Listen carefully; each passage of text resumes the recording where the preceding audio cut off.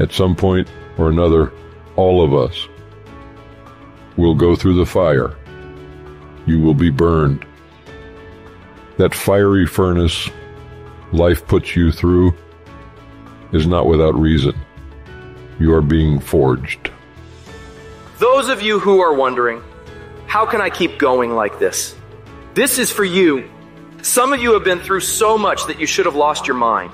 Don't think it's strange when things happen to you, because every man, every woman, every boy, every girl will go through a time where your faith will be tested. You will hit something, and when you do, you will have a choice. Many choose to turn around. They feel a little pain and run away. But there is a small number who decide that the pain is worth the prize. These people will do whatever it takes to make it to the other side. Make no your vitamin. Get excited about the no. Why? Because every time someone says no, that brings you another step to a yes. You're getting closer. Trust me, you will win if you don't quit.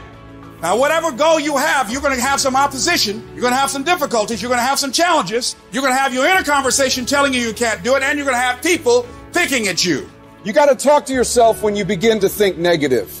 I don't think I can do that, Les. You can. Why don't you just test yourself? Why don't you stretch, Les? Come on, man. When you start seeing yourself thinking something negative, stop it right quick. Stop yourself. Catch yourselves. When you find yourself getting negative with people that you have allowed to push your buttons, when you find yourself becoming negative about what's happening to you, you've got to affirm to yourself in the process, hey, no, I can make it. There's some way this can happen for me. As you start believing that you are worthy of good things supposed to happen to you, you develop a sense of entitlement. Good things supposed to happen to me. Working on yourself, watching that inner dialogue, it will determine the quality of your life. Life shrinks or expands in proportion to one's courage. So you've got to believe you can get through this. You've got to have faith, knowing that there is something greater for you in this world.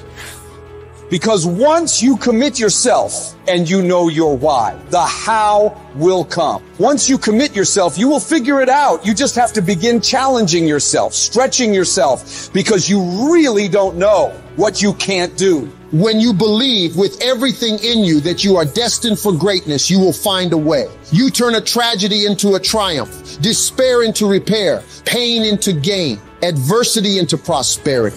People ask me, what are your greatest moments? Every single one of them's failure. That's where I got to learn who I was. That's where I got the report card to know which part was fixed, which part was broken, so I can take my effort and reapply it. See, when you invest in something and you hustle and you work for something, you got a different type of attachment to it. You're going to have a cold day in hell for somebody to try to take this from you. We live by this, we die by this. We don't surrender, we don't retreat. When you put your blood, sweat, and tears into something, it becomes a part of you. It's more than just a goal. It's an embodiment of your dedication. It's the obstacles you fought your way through. It's the long nights of how are we going to make this work? It's the lonely hours of grinding through the dark when you can't make ends meet. Somebody told you it was over. Somebody told you just go home and die. Somebody told you you'll never be a doctor. They sent you home, you failed. They sent you home, law school. They sent you home. Never give up and never give in. Because skill can't get you past certain things. Quickness and agility can't.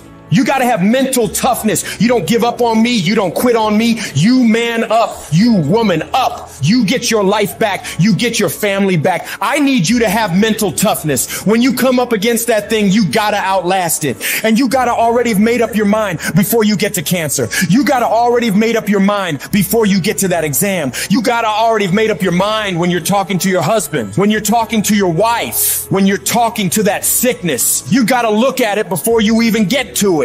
So don't you ever give up.